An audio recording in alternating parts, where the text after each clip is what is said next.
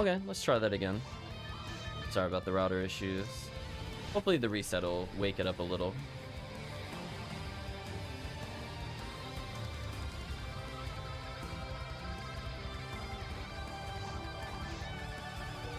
There we go. Ziggledy-bot recognizes we're here. I think we're just waiting on Null, and we'll get started.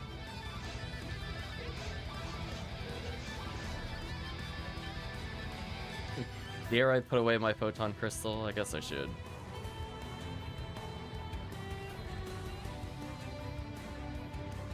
Yeah, I don't know what it is. As I said before, I feel like when there are major storms, something messes up somewhere.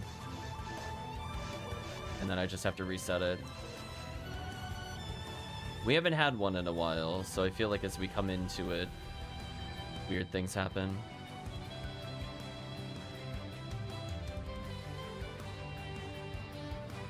We'll give Noel a couple minutes, otherwise we'll continue with TTF.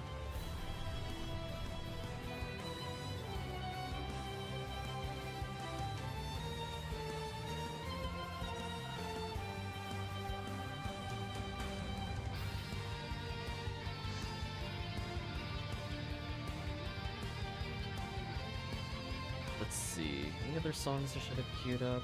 Really?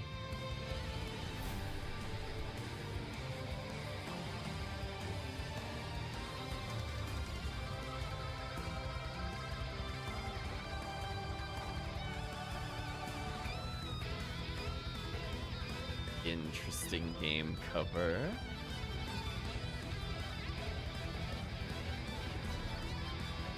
Next game that we're going to listen to will be Xenoblade Chronicles 2 Torna, The Golden Country, but then Revolve 8. And I was looking at the weird cover on Revolve 8. I'm sure this will be a treat when we get to it. Okay. We'll give Noel one more minute, otherwise we're going to proceed with TTF.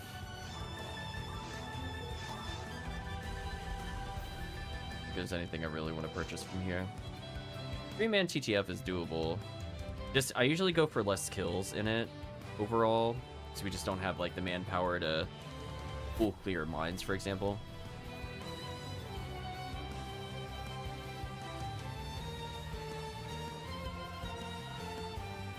It looks like it will just be the 3 of us then.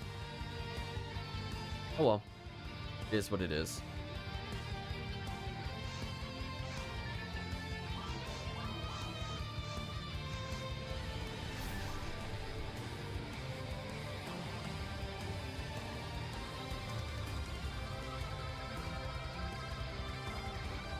Yeah, we'll do a couple TTFs. Hopefully we end up getting some red slimes, but we'll see.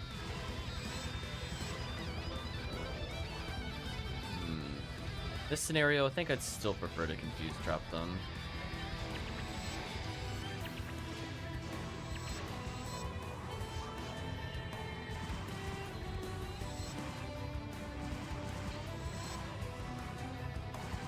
Pop some boxes while I wait. I want them to get close to me, so there's no sense in really sniping them early. Could back up and do Discas if I want to. But like, if I want to drain myself for Dragon, I could just do this.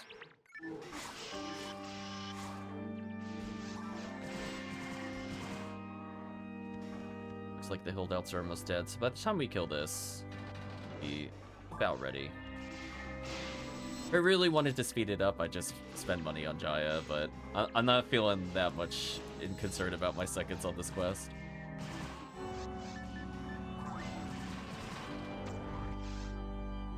Okay.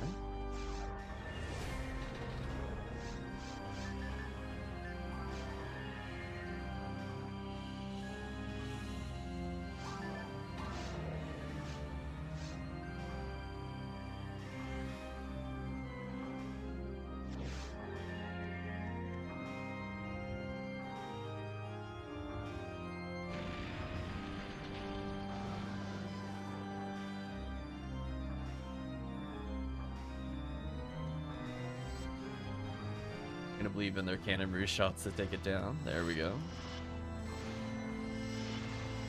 Let's just go to 3.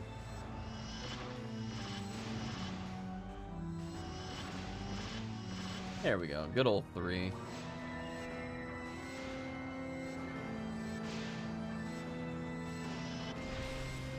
almost got it.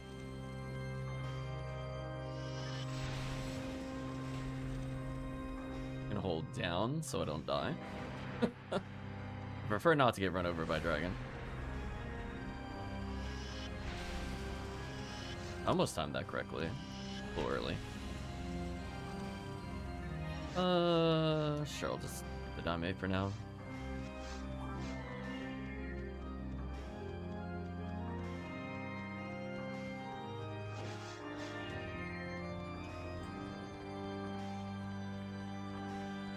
One, 2, 3 for the slime dude. Come on, rare slime. Nope. Like to give a little count here. 1, 2, 3. Freeze trap. If we do it right, their heads are closer together. You're more likely to multi-hit and kill them. See, if I had a slightly better Disca, the enemy lived with 12 health. So that shows if I had a Disca that had a beast, that would have killed. The enemy percentage would have mattered there. I'm gonna put a freeze trap down for the Nano Dragon. Although I think they shot the one that I freeze trapped, which is a bit sad. It looks like they're moving on to clear the slime dupe area. Ooh, which is scary. I don't like doing this with low health, but we'll do it, I guess.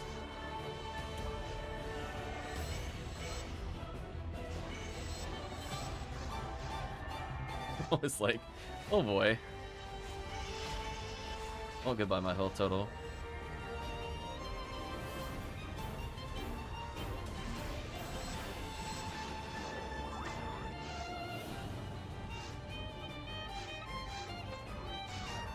I waited for that to say cave. I'm like, wait a minute, I'm not falling for this one. I've done that before. I've got warped to somebody's forest and went, oops. Get wrecked. But anyway, I'm gonna spend probably 40 to 50,000 Meseta here, just to ensure that we have a reasonable clear. Like, we have 2 bazookas, but we need way more damage than that. But goodbye my money. You went to a good cause. And that good cause was one cycling. Rest in peace, 50,000.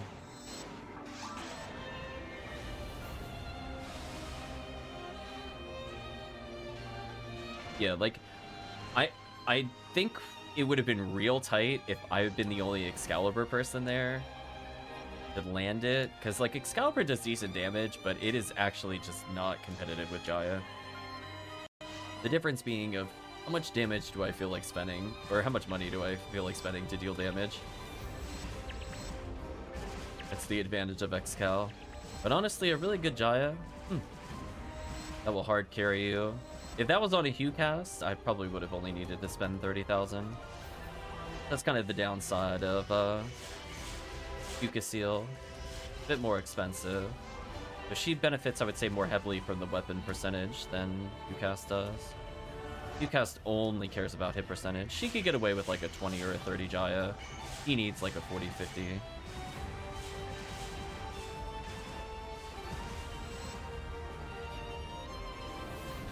Yeah, you don't really want to have to be able to double special Jaya in order to get a kill. It feels kind of terrible.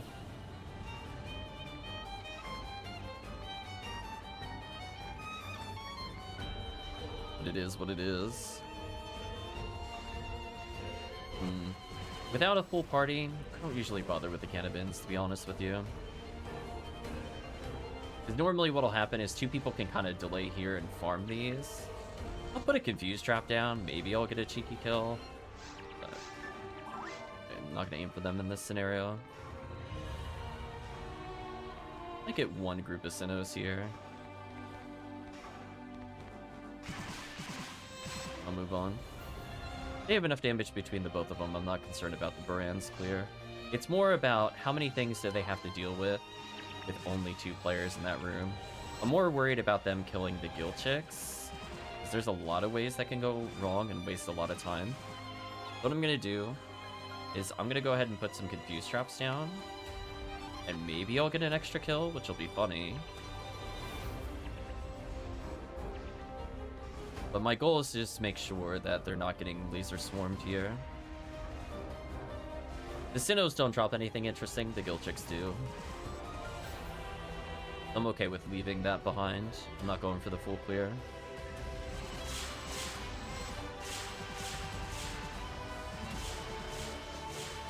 a die mate.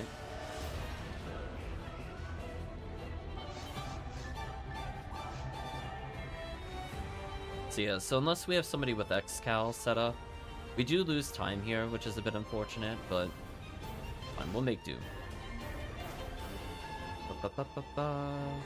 As I said, it is what it is when you're not playing like the hyper optimal comp. And part of that is me. I need to become HuCast if I want to do better here. But probably one of the first HuCasts I make is going to be Red ID, just because I love Red ID so much. And I might switch this character to a slightly different ID, like something that maybe does like Spaceship, for example.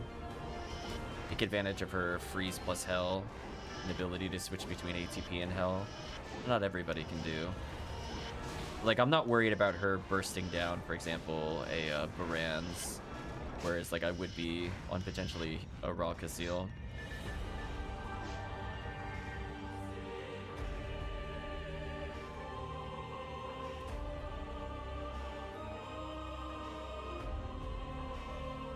Yeah, just don't target me and we're good. Perfect.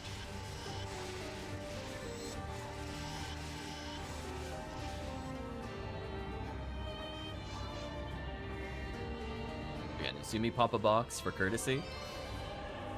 Speaking of why we open boxes in these rooms, rid of the defense material for a photon drop. I think that's a good trade.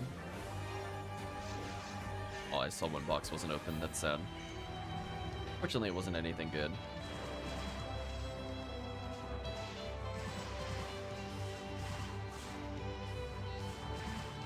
PP laser's okay here. Specifically on claws. Anything else is like, it just doesn't do enough damage. Oh. Target behind me is already dead. Convenient, I guess. Grab.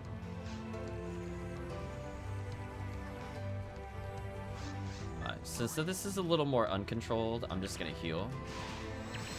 My goal is to kill all of these and then go to the right.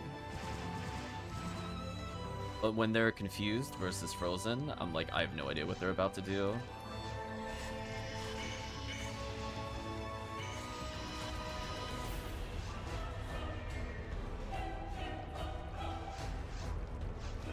I technically shouldn't need to heal. Just continue how we are. You know what? That's not the one I wanted to target, but that still works. Right, Chan? We just call that fortuitous. Like, we'll go sure. It's definitely the one I wanted to aim at, not the one that was right next to me or anything.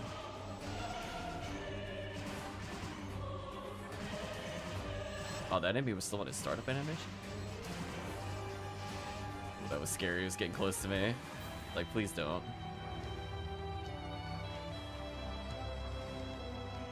Or you over here.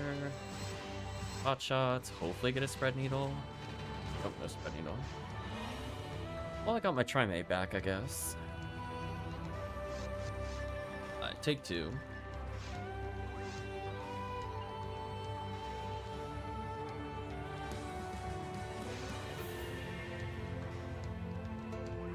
I dodged Chris's mag. I just held backwards. I'm like, this time I'll dodge it for sure. Well, I gotta be careful, because I'm regenerating enough HP standing still. I lock myself out, which is kind of annoying. Anyway, we'll go for the low health strats, but this time I had a little bit of food in between while waiting for router to reset. I'm slightly more awake. That is a weird cluster. I guess because I got too close to another player. Normally they don't bunch that heavily, but if they all decide to chase a player and then decide to flip directions, that can happen. It's a little risky to do because I don't know how many mentally, like how many waves I have to clear before I see the boss. What I'm gonna do is I'm gonna walk forward in case we're only like a couple from him. Decent point. It's one of those things where you're used to practicing 4-man and single player, but knowing visually how many per wave you need to kill, and if you missed any, what the current count is. I don't play enough 3-player to know. It's somewhere under 2, like, normally I think it's 3 cycles. Like, you kill in the 3 cycle for 4 player. This, I think it's somewhere between 2 and 1.5 for 3 players, because you do get a lot less. But what that equates to how many are normally targetable, I'm not sure. I've never counted them. Good Zalor. Goodbye, boss.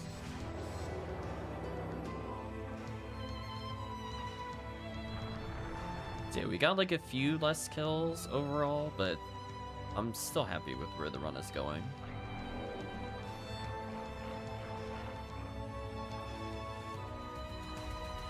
Yeah, look at that. We're still below 14 minutes. Kind of silly. If we get a good cycle here, it'll be like a 14:04. Zach, congratulations. It's like 30 years, by the way. Let's see. Good cycle. We're gonna clear. Still could end up with like a 14 something. Still got it. It'll come down. It'll die.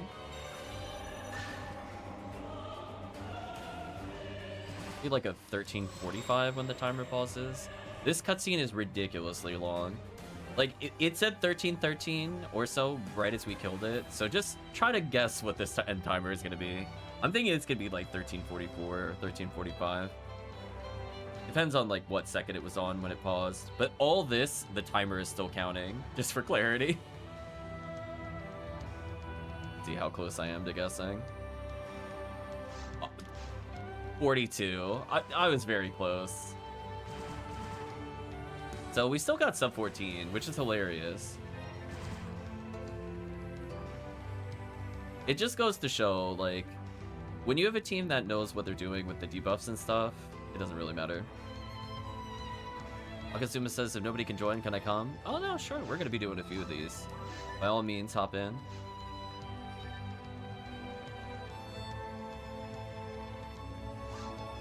I guess I'll drop Escape Doll to pick up Escape Doll.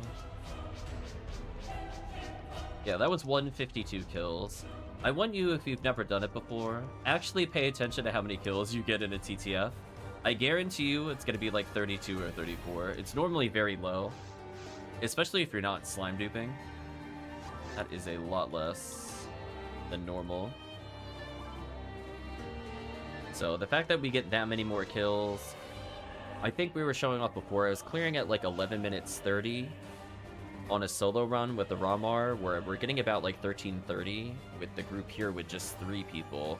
So if you equate the 30 kills versus the 130 that we got now, keeping in mind we could squeeze in another 10 to 12 kills if we have 4 players without really significantly impacting the time. That's a lot of kills per second. I would love getting a kill per second. Oh, level 200. Welcome. I say coffee, gun. It's kaboom time.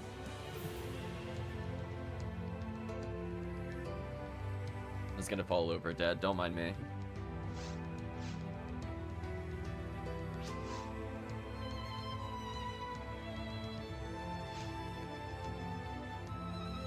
Third player to get the instant unlock on pull up. Yeah, that's true.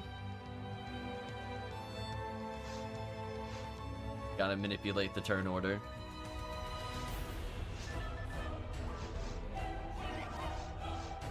There we go. Chris got to see the emote in game.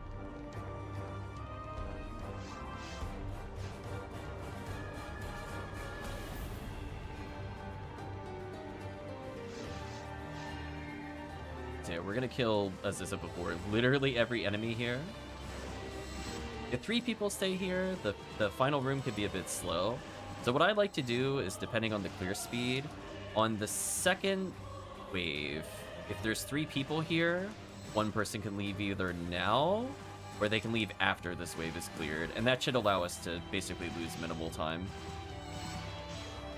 Yeah, that's perfect, that's perfect.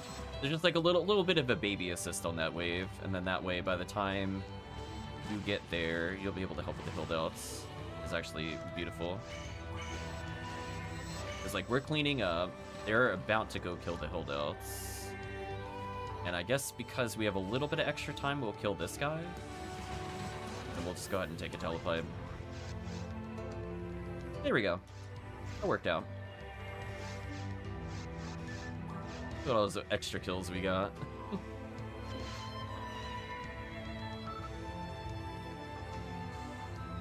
Yeah, it's important you do the telepipe if you do that, because otherwise that is like a 15-second loss, because it takes a while to go from that first room to there. But with chat with the courtesy telepipe, again, I don't know if that's a meta. Like, I don't know if this is something people have just been doing all along and I just stumbled on it, or if I'm actually just inventing a meta as we go. I don't know. Like, it's not time attack meta, it's just item meta. That is so many bazookas. This boss is so dead. Ooh, I got part of it.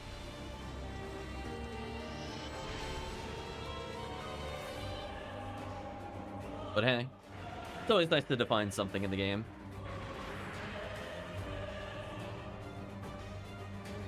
I guess you could say playing TTF with us, you are 3 times more likely to see a present.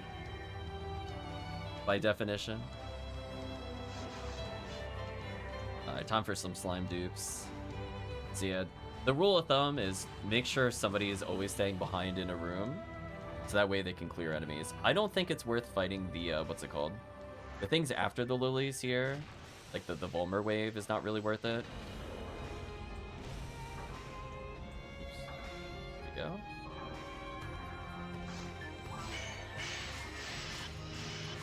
And I do so much damage with Visca that I just kind of one-shot the lilies. I'm not worried about this. Like, those Volmers, the only reason you would kill those is if you had a really good pan-arm drop. But not a lot of IDs have a pan-arm drop that's worth it. So as long as somebody stays behind and kills that room, we're good. I don't really want to stay behind in this room. I'd rather retract kill these. If I had an Excalibur, I would stay behind, but I don't, so I'm not going to. I'd rather it be slime duping. And that's kind of the nice thing, too. You can kind of recognize who has strengths in certain areas. Like, I might be able to clear them quickly with the Hunter, depending on my weapons. I just know I don't have a good setup for it, so I'm not going to bother. But in the meantime, I can pull all the slimes near the door. They're going to kill the last Volmer, and we should be good to go.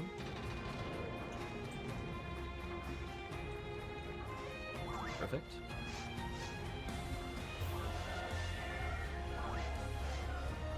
Is this the Skyrim theme?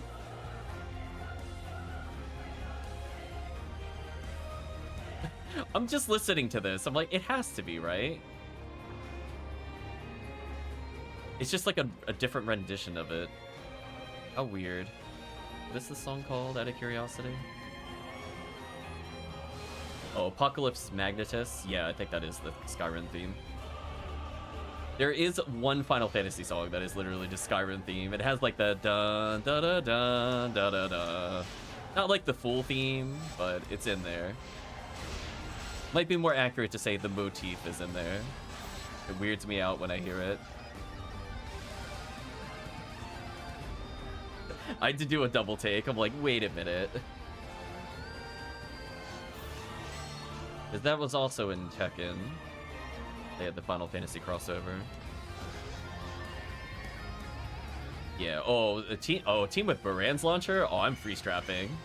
Oh, hell yeah, these guys are ultra dead. I'm just gonna clean up the stragglers. Alright, so 2 of us are good enough here. I think 2 could continue onwards.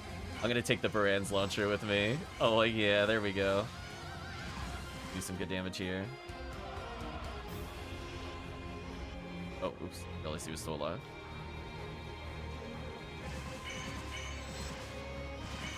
You, kill you, clean up whatever you didn't kill. Congratulations on the present. See that? Look. Statistically, we're now true. The extra kills mattered. And see, they're killing the cannabins, so we're all lining up as a group. So I could probably stay for 2 Sinnoh Blue kills, like 2 full waves. The rest of the team can move forward. I'll deal with this room. Don't worry about this room. I'm gonna recognize somebody with the spear launcher. It's fine. You'll be more assistance to them versus Brands than I will. There we go.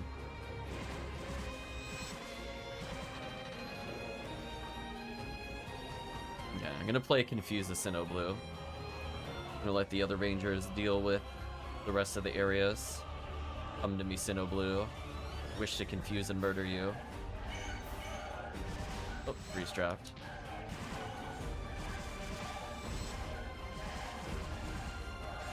Fine. If you're gonna Baran's these, I'll move on then.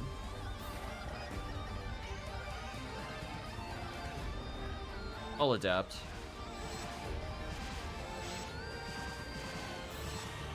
Rip. Gotta go back. Oh, no. Revived. Yeah, I never see a point in doing 2 people in the Sinnoh room if we're gonna clear it. I usually just confuse trap and walk in circles and laugh. Alright, so let's kill the Canoween. Nicely done. We're gonna leave up a telepipe.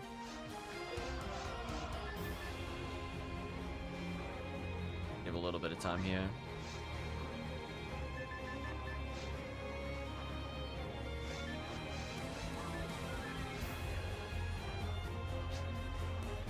Oh, walking over. Rip. Wind Blaze. Buffed. Should be fine. No worries. Yeah, I find like the third wave of Sinnoh Blues is really hard to do in a timely fashion if the other team is like really far ahead, which usually is what happens if we kill Cannabins. So I usually just kill like 1 or 2 waves and move on. Either I walk out early or I recognize Canoween is there and I'm like, just teleport, fight me, I'm not walking. I believe in you. Let's throw out some more Twin Blade to slow it down a little.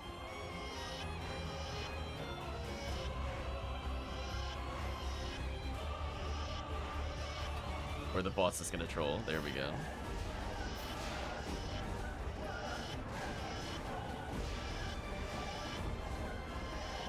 We're gonna stack up on this monitor to do more damage. There we go. There's the damage.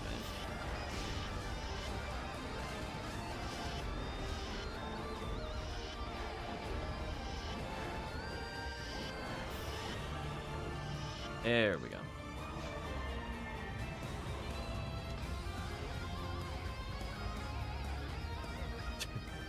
Big Baran's launcher being aimed at the camera.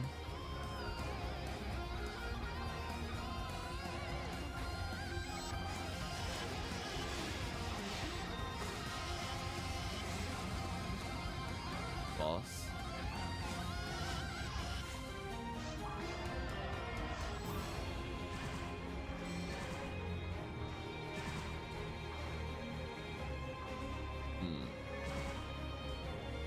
Boxes are opened.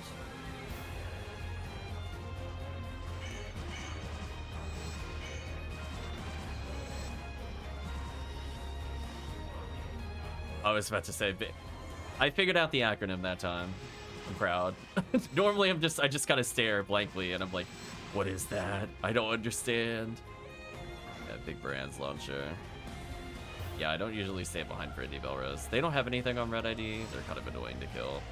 I'd rather just kill these. This is where, like, if we could technically go for a full clear, but I usually don't like it because the N-Arm is just so slow. Even with, like, demons, it's a big waste of time waiting for it to spawn. Kind of sad. Speaking of kind of sad. Hello, Sorcerer. Bye, Sorcerer. Alright, let's bring our big damage over to this Arlen. Usually if there's a force, I would say for red ID for extra clears. So let's say you bring a force instead of a raw moral. What I'd recommend is the force and a red ID during an event. If you go to the upper platform, you can kill a lot of the Arlen stragglers, which is kind of nice. But B, when you have Resond, oh, I'm dead. When you have Resond, you're able to clear the claws as well during events, which is also kind of just easy PDs or present checks. Up here. Restraps down in general. Goodbye. Okay.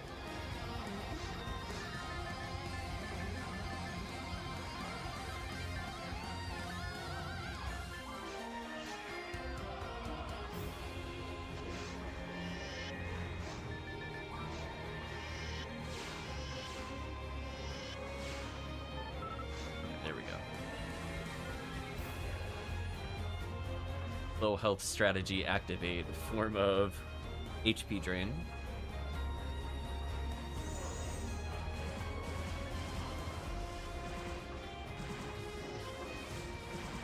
Yeah, this is what I'm talking about. This motif right here is the Skyrim theme. I don't know what the original song is called, but I can't unhear it when I keep hearing that motif. It really bothers me.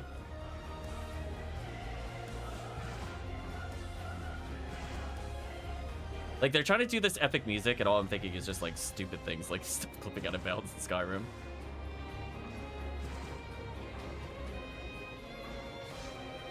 Oh. I had a misinput on my controller. I might need to adjust my dead zone later.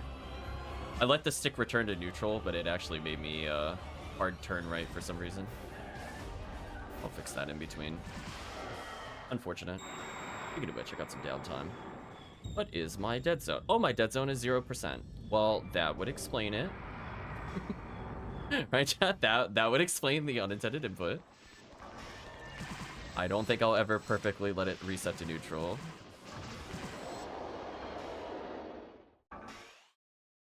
Now we're playing with dead zone again, so I don't have any weird snaps.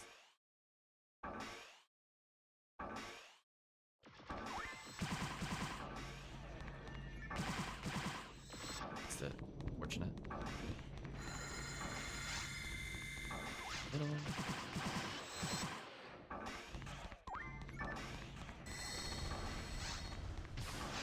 Sadly, the music paused. I'll put on a song once we kill falls here. There we go.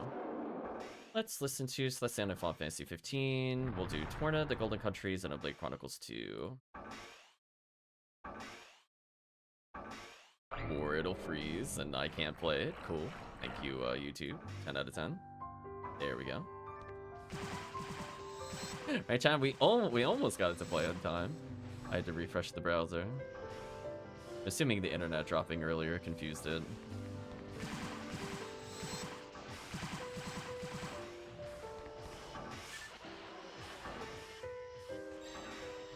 Yeah, this will be like a 14. It's fine. I use less Jaya. I don't feel like spending 50,000 every time I do this quest. A bit much of an ask.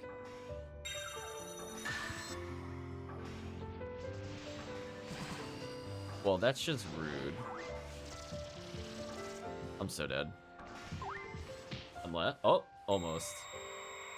It's like unless... Almost got it. Rip my scape dog.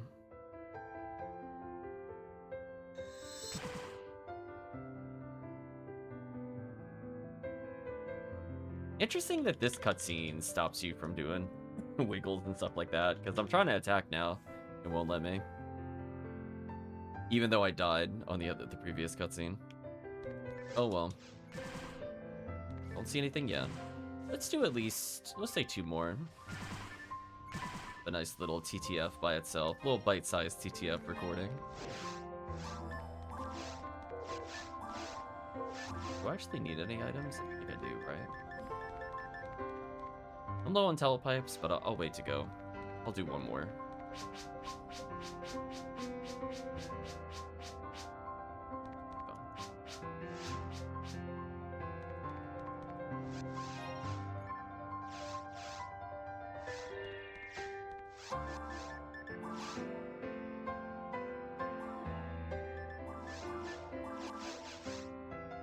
And game is back up.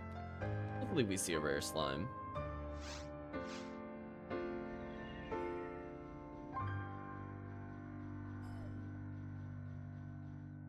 But who knows? It is all up to the game whether we see it.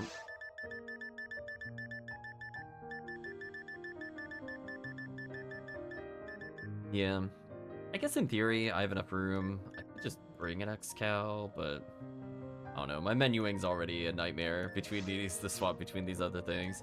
Technically, I could get rid of Last Swan and just stick devices.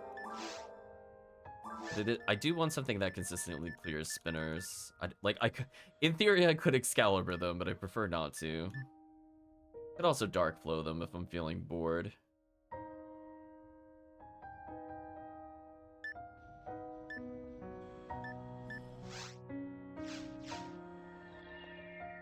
There we go. One PD in the present. Oof. Sorry to hear.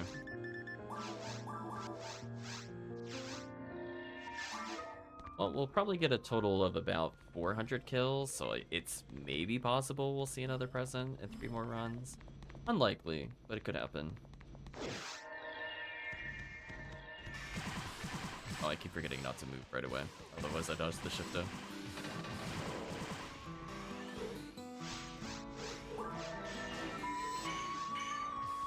Oh, I got confused. Rip. I was trying to line them up for disco. Rip. Oh well. Rid of these.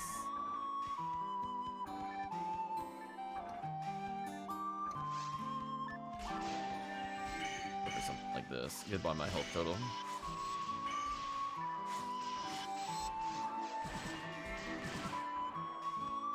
Yeah, they're about on the hill delts, which is a pretty good pace. Just need to freeze, then we should be good. Yeah, using Berserk here saves a ton of time. It means by the time we kill that guy, good to go. That's pretty good timing.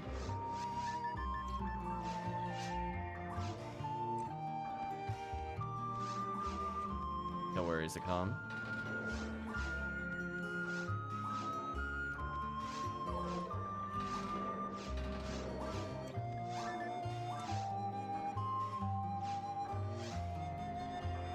There we go. Magic of telepipes.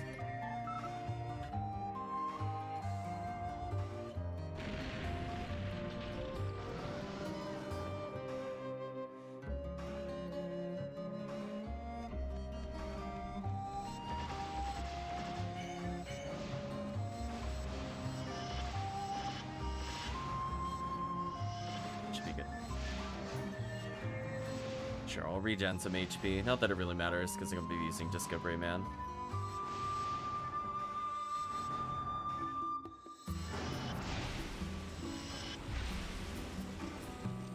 Damn, I'm getting the glitch. Might have to time it a bit slower. I think I'm doing it a little early for the swing.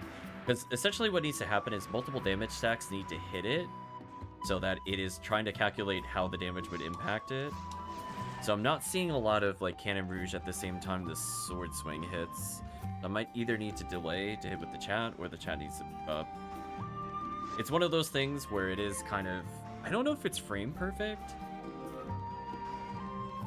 but we have killed the boss preemptively, which is always amusing. Oops, slime got pulled over there. Goodbye, other slime. Okay. Bit of a slow slime kill, because unfortunately it did move over a bit. Be able to make up some time here with a good freeze.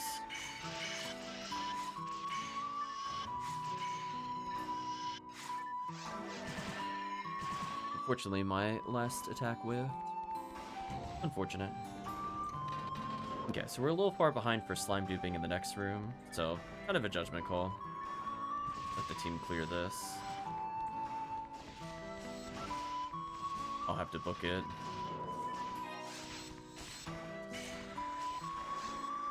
Oh, that was trolly. No. Okay, that's a big time loss. Rip. I don't think I'm gonna kill the slimes in time. Yeah, when the slime gets pulled away from me like that, I lose a lot of time, and I just can't get it back. The run itself is pretty tight, normally. Sadly, I don't think I could kill the rest. Down the telepipe here. Yeah, I gotta be careful. I could try to avoid that by standing like a little closer to the center, but sometimes when people take shortcuts and they cut through the center, there's not a lot I can do about that when that happens. They're almost always guaranteed to pull it. Because I don't want to be dead center, because otherwise it'll immediately rise up. It's kind of like a positioning mini game I gotta do. Trying to make up some time here by using Jaya. There we go. Goodbye, my 30,000. You went to a good cause.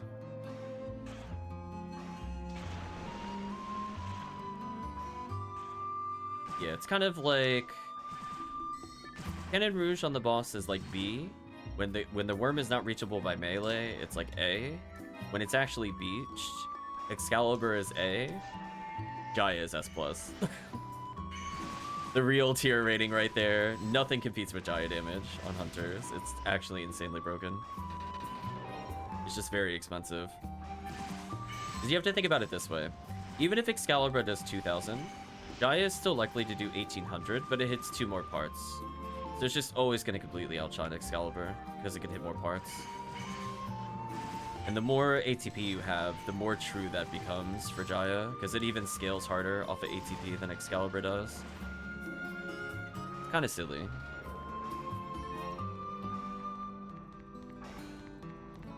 Yeah, if you're pretty low level, Excalibur will serve you better. Technically, you could get away with like generic partisans, like, I don't know, Astron Belt or 50 hit Gunyear or whatever. I'm gonna move on, actually. I'm gonna trust in the Brand's launcher. Let's kill some Sinnohs.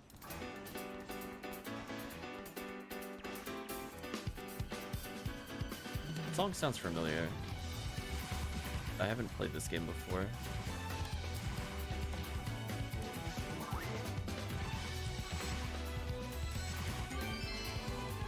Zombie Bracer nearly max stats? Was that 49 out of 50 that I just saw? Not bad.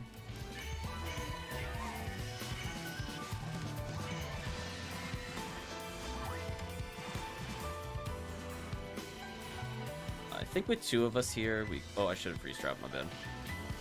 I deserve that.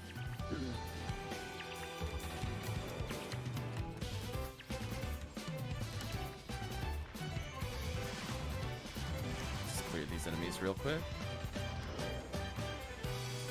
They'll be doing... I guess... Yeah, they'll be doing the Cannabin leader. I was just double checking, because if that was the last Cannabin in general, I would have telepiped. This is fine. I'm gonna get reshifted anyway. That's a pretty good Kasami Bracer. I think it was like 2 off of evade too. It was actually shockingly close. Max roll. I think that might actually sell for some PDs.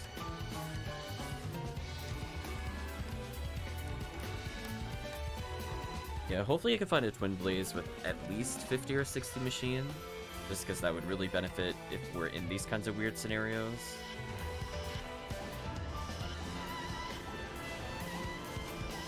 I see people doing like 200, I think, per spread needle, whereas like this does 300. Like it does out damage. Spread needle user.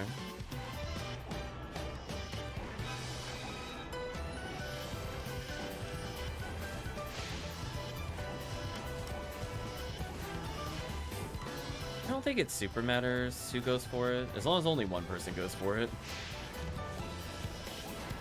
I think you're both at the point where you're max ATP, so you should be fine.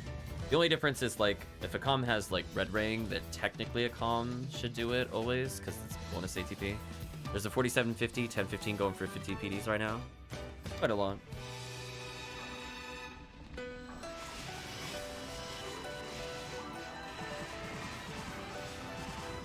There we go. The courtesy release. So yeah, if Chris Razon's here, it should be like a fast clear. I don't like to Refoe this room because it's too easy for people to break the boxes. I've learned that from playing too much Raw Moral. I'm just like, it's... Every time I go to Refoe, somebody always hits the box that I'm aiming at, and I'm like, damn. Time loss is real. Guess I'll drop Heart to Heart for Escape Dome. I thought about it. I wanted to play the music earlier, but whatever.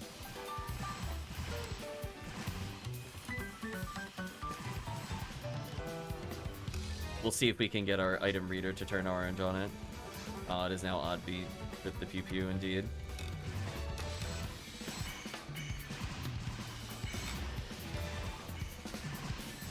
Okay, so what I'm gonna do, I'm gonna set up a nasty freeze trap here, walk away. Got him, checkmate. Goodbye. Make that die mate for sure.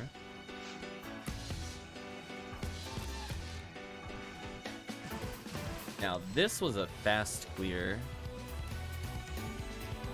For 4-player, almost full clear. We're here below the 10-minute mark. That's a really good sign. The fact that they're also getting the quals here showcases, like, when you have 4 players, you're allowed to get those extra checks.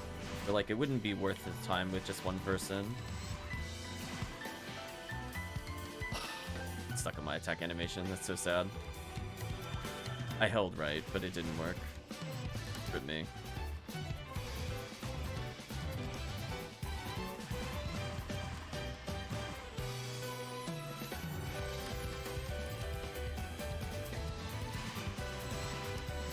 Darkbringer. Darkbringer. Damn, still no spread needles from this. A bit unfortunate. Oh well. It is what it is. Do you see that 40 hit club left behind though?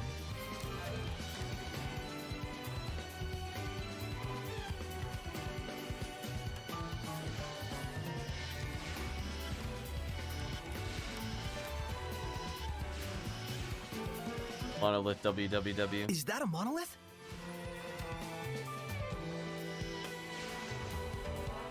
Ooh, slightly too slow on the weapon swap. I don't think it happened.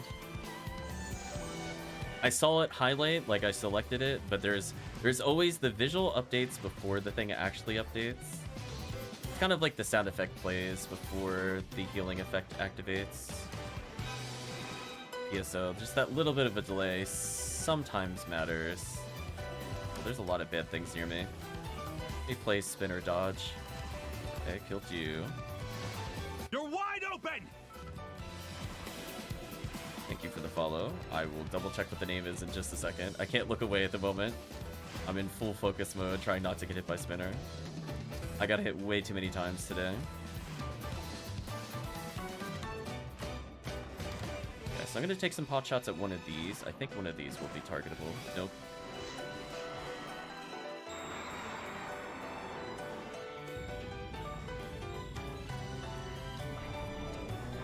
Say Fragix Sync. Thank you for the follow.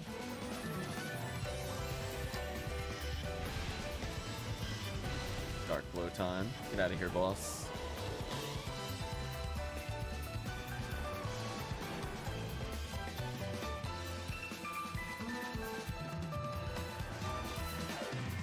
Ooh, there we go. I got some solid damage on the boss just then. Almost 1,000. Use a Trimate for safety factor.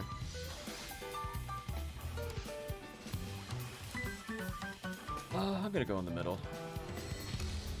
Ooh, unfortunate. It's fine though. See, this is why for a while I had the Adept Honor, is specifically to dodge this kind of stuff from killing me. There we go, I got the revive in.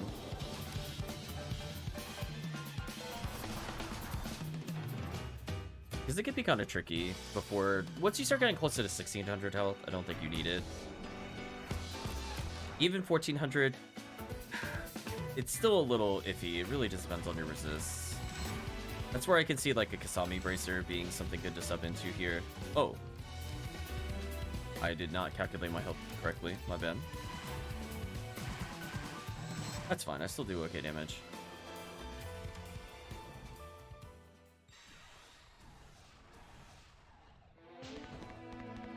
I'll run over to Chris's character a little bit.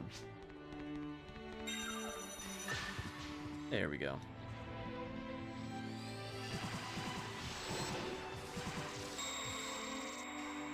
Nice Soul Link falls. GG. You tried.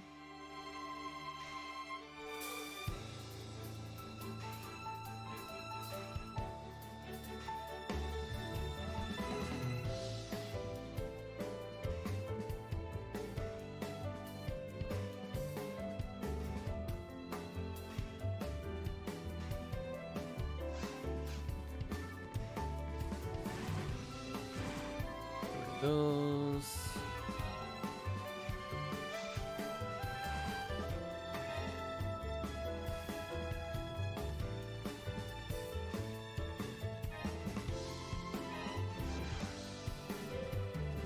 I'll have to go back for telepipes. Let's do probably one more.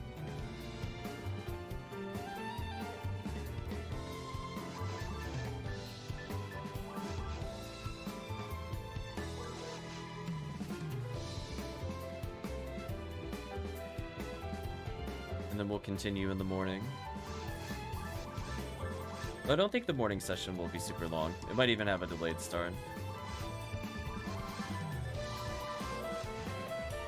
I do have a lot of things I gotta do tomorrow, sadly.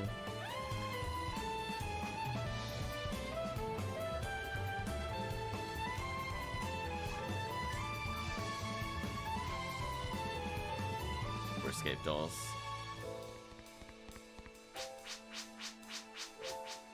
Ooh, what was that? 176 kills? So, 3 players it was 146. 4 players it was 176. Max kills I think is 200. So again, like we're just adding another second or so to the clock to get extra kill attempts. Sometimes it's worth it, sometimes it's not.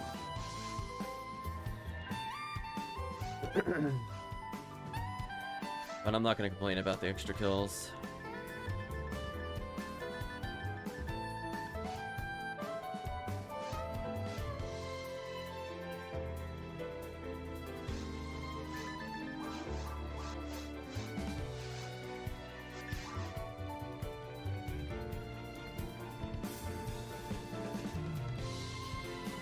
Say Bulletina has the cast army protecting them.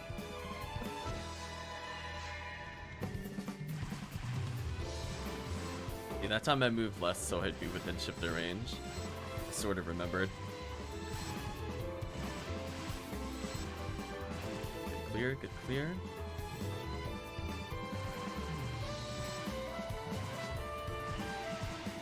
Squatted kill bots, pretty much. Let team clear that out. Simi team has got their own telepipes. I'm just gonna assist with the other area and kill this one.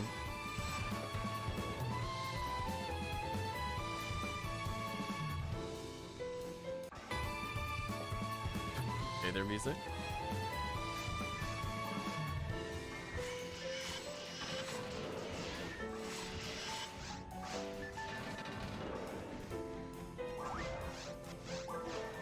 There we go. Telepipe down.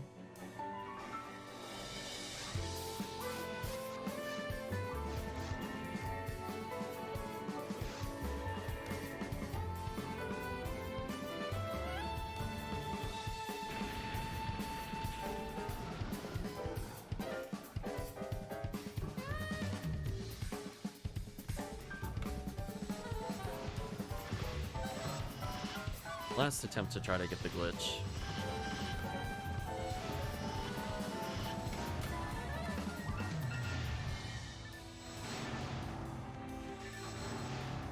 Almost in sync with the shots. Wait for it to straighten up. Right about here. There we go. Perfect. Good job, team. GG.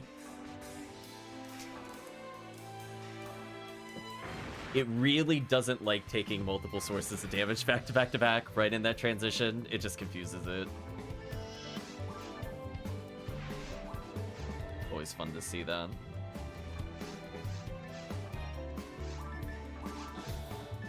Also, I forgot to fix synchro. Oof. I was gonna say Techion did the gas thing. I was gonna say, how often do you do that, Techion? 1, 2, 3. Nice slime dupes. Go ahead and kill those slimes now. Now I should be at least on par with the team. 1, 2, 3. Oh, it's so good. Save those frames.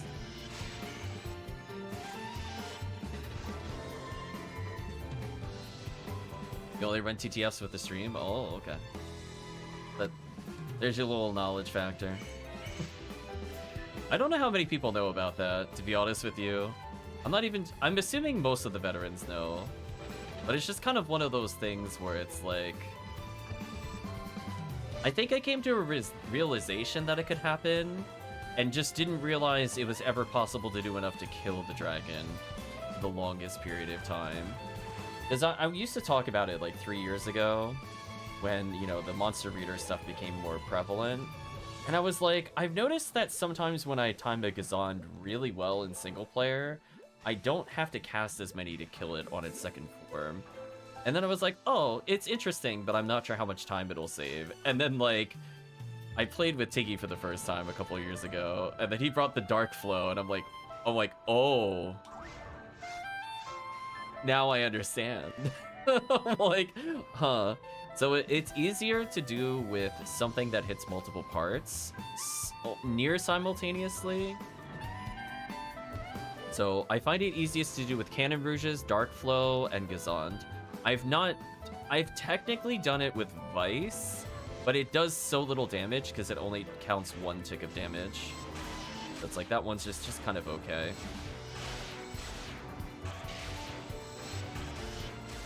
Buy my money. So yeah. I don't know if other weapons can do it more easily. I just know that those are the 3 that are used on bosses, and from experience, they're much easier to time. You have to wait for the boss to fully straighten up. And it's kind of one of those things where if there's like a lingering hitbox with Cannon Rouge, because I think what's happening is essentially, if Dark Flow is hitting the boss, it wants to wait a little bit before it does the Cannon Rouge check. And I find Dark Flow plus Cannon Rouge is one of the easiest combos to do it with. It's technically possible to do it without any other weapon. I just find it easier if everybody just stacks it. It seems to improve its frequency, whether it's just covering more like literal frames or if it actually does something to it, I'm not sure. Yeah, the game does not like that. And even like botched attempts, quote unquote, can remove like 1,000 to 2,000 health off the dragon, which is pretty significant. There we go. Techium learned something today. I'm gonna let Akam kill these. I'm not interested.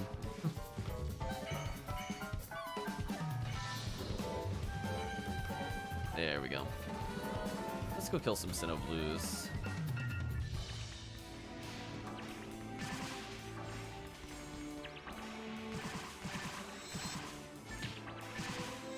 It's so fun with DF.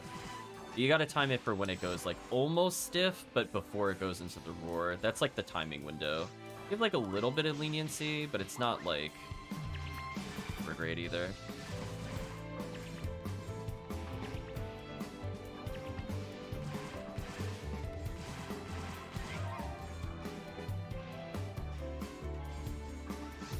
I'm gonna do a little dance here. I did not go through them. That's fine though. That's why I've escaped all and or moon atomizers from friends. I'm allowed to miss time while tired. It is like 1:30 a.m. here-ish, almost. Go clean this up.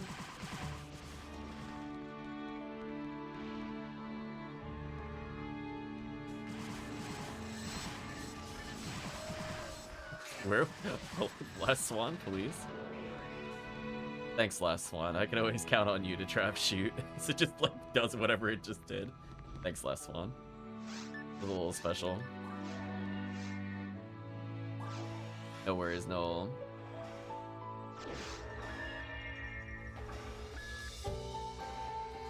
Although we are coming to the final run, sadly. I definitely need my rest. It has been a long stream for sure.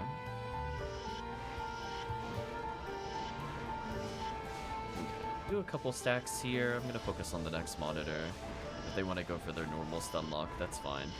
The reason this is important is because it barely damages the monitor, but it does good damage to the boss. Just stacking here. There we go.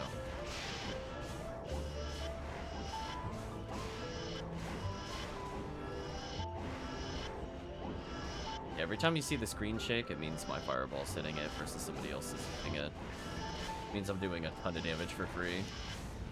Yeah, there we go.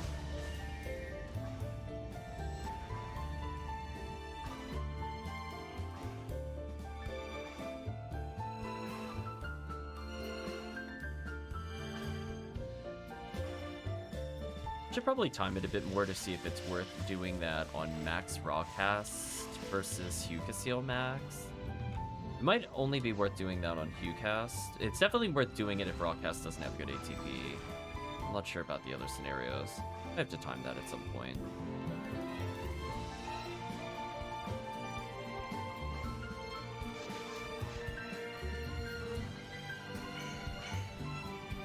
By claws.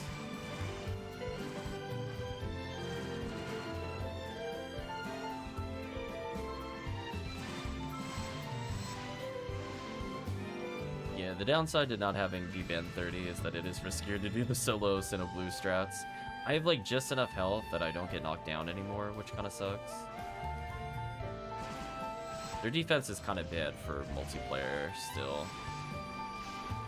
Like, passable, quote unquote. But not ideal. Goodbye my defense. Goodbye my HP. Oh, this sword's still alive. Amplifier blue. Ooh, I don't like being in the claw room. Get me out of here.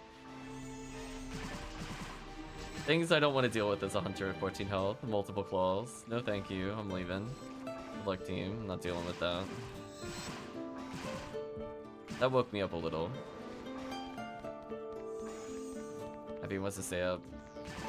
Play with the Japanese players. I always feel bad. I don't know. I don't think I've ever done like cross server stuff. I've been on like the EU servers or anything. I am where I am kind of things. I'm more scared of that Del D than I am the sorcerer. True story.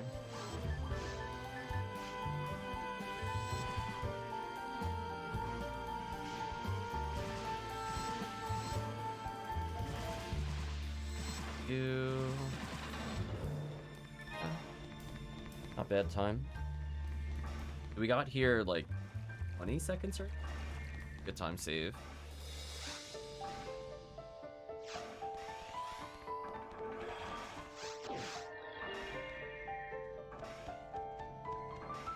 I dodged the mag, that's the important thing. So this could be another 13-minute 30 clear.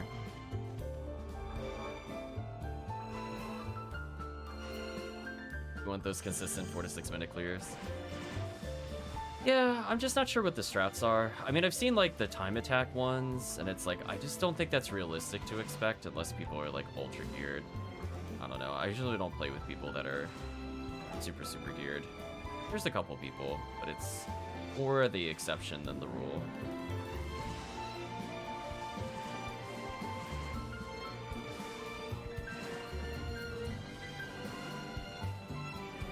It's just one of those things. I'm happy to get close to 21 minutes when we play. But it's like, I don't know. It's one of those things I could experiment with Mercurius Rod, because I think it is worth holding at least if I'm bringing a Fomoral there. But at the same time, I don't really want to bring a Fomoral there for damage underground. So I don't know. I'm kind of interested in seeing what other strategies are there, but not if it involves, you know, 3 people of Dark Flow, yada yada. I don't want to do those. Need a Dark Flow. If we're lucky, this boss is going to stop in front of me and I'm going to be able to Dark Flow it. It's probably not going to do that, so I'm just going to switch to Last Sonic. Yeah. Unlucky.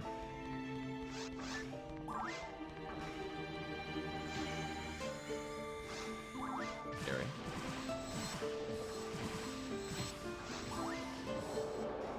I don't know how people hunter in episode 4. It's really easy if you're a Hucast, freeze traps and Dark Flow, and charge Vulcan.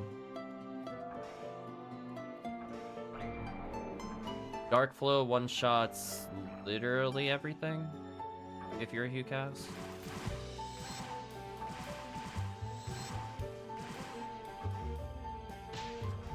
Even Zeus, or Zeus, they just die so easily to it. Oh, we're so close. Oh, just a fireball. Foes. No, we're so close. Oh well. Good Foes.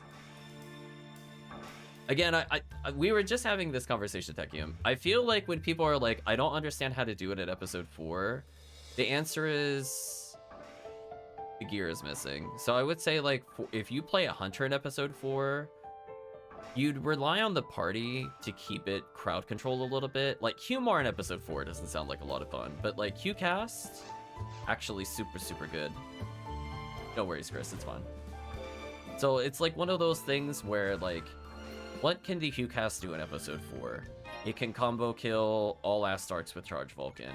It can kill Zeus in one combo. It can, if they're willing to risk it, they could Disco Brave Man that. I would wait a little bit for Red Ring. We're just kind of doing it because that's how we end the stream. Right now, I would recommend things like Terrell's Ego for Frozen Shooter or Christmas Fiasco 4, Viridian, Lame to Argent resets. It's not bad to do. But yeah, a lot of people won't be playing it, sadly. That ray gun, if only it had a special, I would have picked it up. No worries, thanks for joining us. So, like, I actually find Qcast really, really easy underground, and I think the big thing to realize, Techium, is that, like, the underground enemies don't teleport if you have a melee weapon. So all you do is put down a freeze trap and laugh at them, because all they will do is walk into it and you just kill them with Disca. Whereas, like, when a ranger shoots their gun, they teleport in, and that's where the chaos begins. I actually find it harder to play with rangers in your party than it is with hunters in episode 4 due to that reason. Pew Pew Laser reduces the odds of that happening, but I guarantee you, like, most of the people are really close together, so you'll freeze trap them, and then you Disca everything. The Buddha shooting fireballs? Yeah, Disca. Oh, yeah. Yeah, they have purposeful anti-ranger strats. That's why they're really annoying. Like, they teleport, so they'll dodge people doing, like, a rest needle if you don't time it well, which is kind of annoying. Episode 4 is a big knowledge check. Ooh, 176 in that time, too. Well, that's really good. So we saved, like, 6 seconds over the other good run we had tonight, and then we killed even more enemies. It's always fun. But yeah, like, other than that, like, Ramar can kind of combo kill, but, like, where you would use demons, Qcast would just laugh and charge Vulcan everything. They don't need any Zalor, they always combo kill. They always normal heavy special, the enemy's dead. Like, just every enemy, just normal heavy special, enemy's dead. Normal heavy special, enemy's dead. Brawn Detonator's 4k health, doesn't matter. Normal heavy special, enemy's dead. They're so powerful. Thank you for the runs, everybody. Other things. I would say they're kind of mediocre at killing the lizards. Like, they can... Let's go to Let's Chat. They can kill them with Excalibur, but they don't have, like, an AoE clear. So they can rely on other classes for the lizards. They're actually, even though they are technically good at killing them, they are still not the best class at killing them. Due to the fact that it can be awkward to group them. Where, like, Pew Pew Laser or Fireball stacked will generally outkill them. Unless there's only 1 or 2 in a room, then, you know, obviously Qcast has advantage, but there's like 5 or 6. It's like, they might be able to double hit once or twice with Excalibur. Kind of hard to get 3 without using a Confuse Trap to get them to all face each other. Which, by the way, Qcast is able to do in solo runs. They can Confuse Trap the Satellite Lizards, so they have a unique behavior that all Satellite Lizards face each other, if able. And that is different than any other enemy behavior in the entire game with Confuse that I know of. So essentially what that means is all their heads are in one spot, so it's a little easier to triple hit with Excalibur there, or you can hit them with Jaya. But otherwise, you'll see, like, in order to clear episode 4 quickly, you will see a lot of Jaya mixed in with Excalibur as a Qcast. I think Qcasteel is somewhat useful for it in terms of the low-end things, because she is actually surprisingly good with things like Kunai, but also does enough damage that she could still combo kill Zeus without a Zalor. So, like, if she has a Charge Vulcan on a Zoo, she's gonna kill it. She might have to get a little lucky on Astark without a debuff, but she's also gonna just be so much stronger than, like, Raw Marl in the same scenario. The extra 160 or so ATP is really good. Love hearing about this stuff. That's good. As I said before, I think some of my favorite characters to run, but I just never get a chance to play them in episode 4 are HuCast and HuCassil. I like HuCassil for surface. I like HuCast for underground. It's the difference of like needing the ATP versus needing the accuracy. She's really good. You could get her with like a 15 hit kunai. She can 100% hit Dorphons with kunai and always like arrest them. So without needing a challenge mode item, you could just get a really common drop and it completely shuts down everything on the surface. It's really funny. So like double Dorphon spawns, doesn't matter. She's the equivalency of a Rest Needle, but it's on kunai. So technically, if you have a really good kunai, it'll be better than a Rest Needle without any hesitation in me saying that. Because of the fact that you can get it with like 40 to 50 hit, and the fact that the third hit hits 3 times means that if you do like normal special, you have 3 chances to land on a single target of special, where a Rest Needle in a similar scenario, you might get 2 attempts per target. Granted, it'll hit more overall targets, don't get me wrong, but when it comes to just like small Dorphon numbers, like you're doing your, what's it called, your boss rush in episode 4, it's good. Does Gerda evade kunai? Absolutely not, it gets bodied by kunai. It gets absolutely bodied. It even triple splits, so it'll hit each of the claws of Gerda-Bulu, and it hits the head of Gerda-Bulu. So, like, HuCassil is really, really good at it because of the fact that she doesn't need super good equipment. But technically, you could do that with HuCast if someone in your party does not have a Rest Needle, which is, I would say, not as likely to happen, but yeah, I always bring kunai for that reason on my HuCassil whenever I'm actually doing other episodes. You'll see it used to hit switches as well, since like those stupid dub switches in episode 1, for example, can get hit by those kunai. So it's just like a solid utility item, and if you have V502, it happens to be like a shotgun arrest item, which is hilarious. So it can come in handy. I know I have, I think I have a 30 and 40 hit kunai, and I literally could just normal special, and I get 4 attempts of arrest on a hunter, which is pretty good on a single target. Like, I'm pretty much not going to fail it, kind of things. Like, I'm gonna land it. Just trust me, it'll hit. So it's kind of like one of those differences. Got a nice kunai drop, but he sold it already. Yeah, that's where I like to use kunai. It can also, if it has good hit percentage, it can be used on Goron detonators. So like there are some Goron detonator spawns where they're close together. Like think about CF4. It's like the 3rd room in the underground where it's Gerda-Bulu on one side and triple Goron detonators on the other. They can kunai that. And the kunai will hit all 3 of those if you're positioned correctly. So that way your other team members can Demon or Dark Flow or whatever your big damage item is, Baran's launcher. Yeah, kunai really nice. It's not going to be as like game-changing as like the raw damage of a demon weapon or a hell or something like that for equivalent runs, but I think people don't realize how stupid that item is. If you have it on a HuCassil, you can literally land it, I think like 92% of the time on the surface with 0 hit, but if you have min hit and roll it to 15, you can always hit Dorphon, for example. Because think about it this way.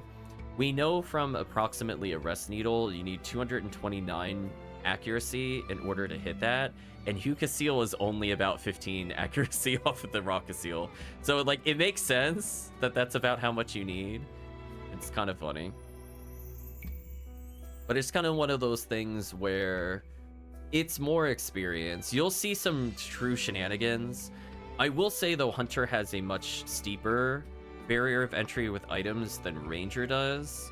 Like, technically, you don't even need, like, super good demons to be, like, useful as a Ranger in Episode 4. Or if you have Pew Pew Laser, you could handle, like, 3/4 of Episode 4 without an issue. But Hunters need to have things like Twin Blaze to stop things from charging. In fact, people still prefer Twin Blaze to stop the charges on Dorphon. They'll need... Charge Vulcan is mandatory. I cannot see you doing it without Charge Vulcan. There's going to be too many times where... Unless your team is ultra coordinated and has every single spawn down point for point, and there is no question that each enemy is covered, there is going to be at some point in a moment you need to charge Vulcan to kill a zoo. Like, let's say there's 4 zoos in 4 corners and somebody forgot, you're going to have to shoot it. Dark Flow's really risky to do, but it's less risky when you put it in the context of how does Hunter do it. Well, Hunter doesn't do episode 4 alone. He does it with 3 other Hue casts. So if you have 3 Hue casts with 3 sets of freeze traps, you could kind of shut down every single wave. So a lot of the problems you think you would have don't really exist for Hue cast. But again, the ability to clear it is dependent on number of casts. Hue casts are stronger in number the more casts there are. They're a bit weaker when they're the only cast. It's hard for them to do like every single role that like a solo raw cast I think would do better as the lone trapper compared to the Hue cast. But I think 3 Hue casts is much better than 3 raw casts. Yeah, like it's not something I would ever attempt in a public game to just be like triple Hue cast and like raw Mara or something. Because technically you don't need like a ton of buffs to do well as Hue cast. The way I like to think of it, if you want to think about how broken HueCast ATP is, HueCast is basically like the next strongest hunter if they always had shift to 15, and then for some reason they're allowed to shift it again for no reason. So if you're wondering how they would do without a character using buffs, the answer is it's like they already have buffs. It doesn't matter. Come saying the problem I tend to have with Gritter is that I end up being the needle person and keep them paralyzed while the team does no damage. Yeah, that's the problem. You have to establish, especially in public games, who is demons. I know I love HueCast damage is my first 1-to-1 rec cost my first to 200. Nice. So I was gonna say, some people haven't played HueCast. I just want to emphasize how dumb HueCast is. They are permanently playing like shift to 20. Like take your Humar ATP, shift to 20. They're just like, it's not fair. It makes no sense. And again, some of the barrier to entry is that if you want to do that with teams that don't have access to a force, that's where you also need your Dark Flow to be sphered correctly. That's where you need the higher hit percentage. So even through freeze, you need to be able to hit a Goron detonator, which is fairly evasive in terms of enemies. And then you need to be able to line up extremely well or Dark Flow confidently in Marissa's. Because if you start meleeing them, they're going to hop. So similar to how in episode 4, the grunts teleport when you shoot at them, the Marissas are there to hate on the melee players. If you attack within, I want to say it's like 100 units. If you attack within the distance a Saber would normally strike, is an accurate statement. They will hop because they are purposely there to annoy the melee characters. You could get around that with really well-placed freeze traps, and you could try to one-shot them as like a Hue cast.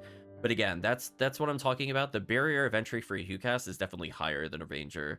A Ranger could just charge on full screen, they don't think about it. Hunter, you have to learn all of their gimmicks. So it's a lot harder for like a fresh Hue cast to get through it because there are just so many weird nuances. And you have to know how like enemies are going to react to the Rangers in the party.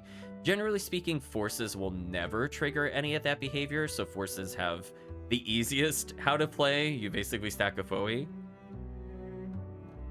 But at least like Ranger has to contend with, I can't shoot the zoo because the satellite lizard is here. Whereas the Dark Flow user will be, I have to be in a position to hit them so that I'm in melee range of the zoo, but don't immediately get hit by their fireball or a dive bomb, and pray then you never get lasered in a public game. So as I said before, it's definitely way harder to do in a public game, but honestly, it really also depends on the quest. We were, for example, playing, I think it was War of Limits 2? I think it was 2. That is basically like a bunch of enemies, and it's like very satellite lizard heavy. That's why I think it was War of Limits 2. So in those events, I would always rather play a hunter over a ranger. There's certain quests that kind of favor the hunter, and it's usually how many satellite lizards are there to annoy you. Because if you have to pew laser in order to deal damage to, like, let's say 6 satellite lizards, the flip side of that is, what if you just had 3 hunters and they each kill 2? And they will always outspeed the pew lasers in those scenarios. But again, some of it depends on, are you allowed to set up? Are you allowed to come into the room early in order to get into melee position? How much running do you have to do in the quest? Stuff like that will kind of sway it one way or another. Like, I didn't really enjoy playing as a force, for example, War Limits 2, because there's so many times where I kept dealing with mixed damage types. I'm not allowed to really get Voe stack, where, you know, you'll see that a lot in other quests like your new mop-up operations 3 and 4, where there's some clear rooms where forces just could completely negate any challenge in the room. But then there's those kinds of things where there's a lot of mixed damage types, and there's just enough satellite lizards that you almost always have to have Pew Pew laser out. It means you're just not doing enough damage to Astarks at the same time. You're just not doing enough damage there. So like a Hucast or even a Humar has enough ATP to deal with those. So I think they have more fun on the surface if you don't have a lot of traps. But underground, I don't think I would play it unless I was Hucast. I've done it a couple times with Hucasil. She's okay. They have a little bit of a trouble versus the bosses.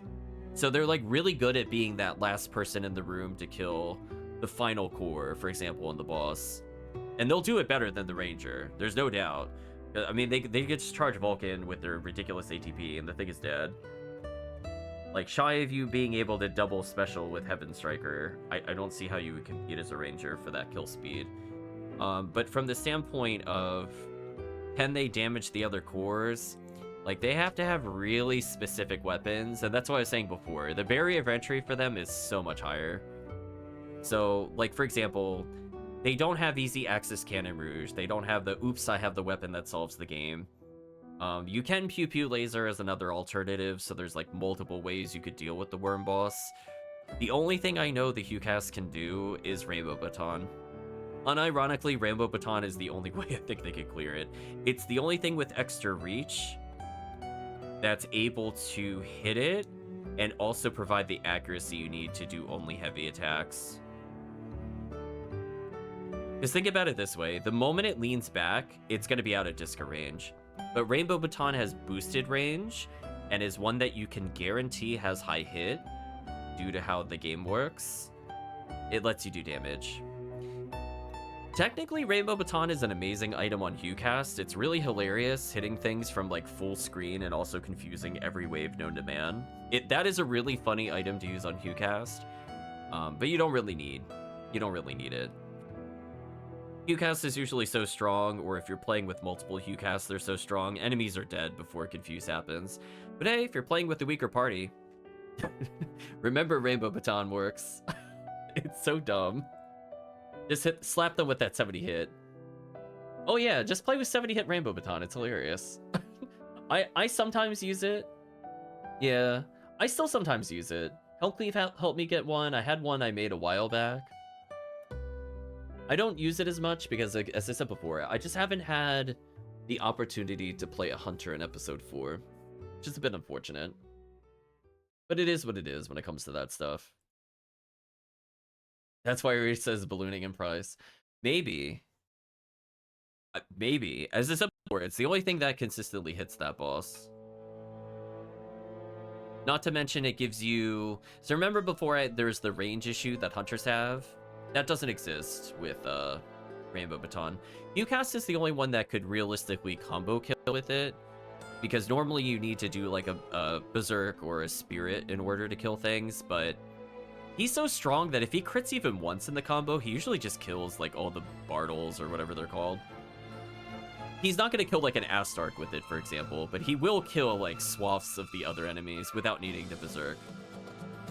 Berserk, obviously, Disco Brayman is a little better. Don't get me wrong. But sometimes you just need to full screen slap something in the face. You're like, I'm not dealing with that. Yeah, I'm not sure if other people are using it for other purposes. That's the main one I can think of. It's very fun in episode 4. If you're playing... Think of it this way. Anytime there's like a lot of Bartles, Hucasil with like a 60 hit or 70 hit Rainbow Baton has a 100% confuse chance on pretty much all of those enemies. It's so sad. So you could walk around as like a level 80 Hucasil with Rainbow Baton and kill almost every enemy that is not a zoo with that. And Dorphons. But you have Kunai to kill Dorphons, and you have Charged Vulcans to kill Zoos. So you don't need that much on the surface comparatively to do well. And again, as I said before, it's shocking how much time that saves, especially in single player, if you just have infinite confuse and you can use the Rappy's disgusting amounts of ATP to just kill all the enemies for you.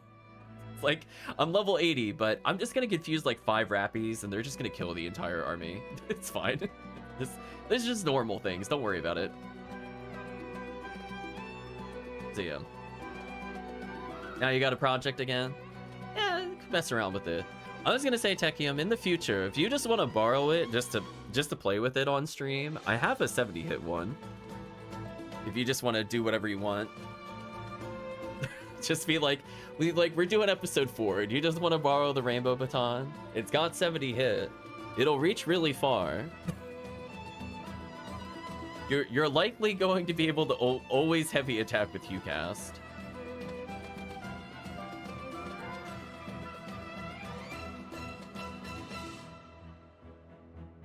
The dream one day will be to get like an 85 hit Rainbow Baton. Just or 90 hit. Just have true degeneracy with it. But it is what it is. Anyway, we went on a long topic. I should probably get rest. It's like 2 o'clock. But I was having fun talking with people. I think for now, chat, let's pause here and say goodbye to YouTube. So we did end up getting a ton of items so far. Probably gonna hunt it off event. It's not a bad idea. Technically, remember, every time we do Red ID TTF, technically those Hilda Bears can become the Urtista Stone droppers. Technically. You only get 4 chances, but it could happen. But anyway, from the standpoint of the drops overall, we got a lot of good drops from that yellow ID. Surprisingly, Dorfana, Claire, and Pazuzu dropped something. We got multiple Heaven Strikers for the team. Honestly, if not for the router restart, it would have been like the perfect session. Like, we didn't get like millions of presents, but we got things that were like presents, or on par with some of the better presents. Like 2 20-hit Heaven Strikers in particular. Like, that's a lot of value for newer players. And even for veterans, that's a good trade item, in case you're already using 40 or 50 hits.